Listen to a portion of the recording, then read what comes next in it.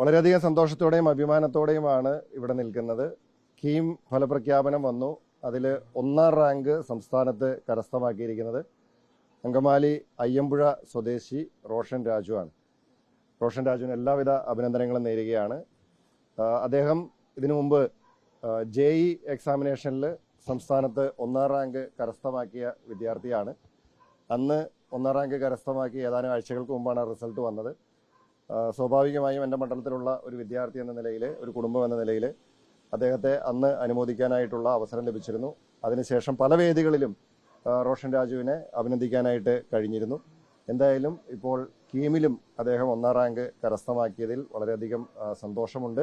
നമ്മുടെ വിദ്യാർത്ഥികൾക്കൊക്കെ ഒരു മാതൃകയാവുന്ന ആവേശകരമായിട്ടുള്ള ഒരു വിജയമാണ്, ഒരു റിസൾട്ടാണ് ലഭിച്ചിരിക്കുന്നത്. അപ്പോൾ ഈ അഭിമാനകരമായിട്ടുള്ള ഈ നേട്ടം കൈവരിച്ച പ്രിയപ്പെട്ട റോഷൻ രാജുവിന് എല്ലാവിധ അഭിനന്ദനങ്ങളും നേരുകയാണ്.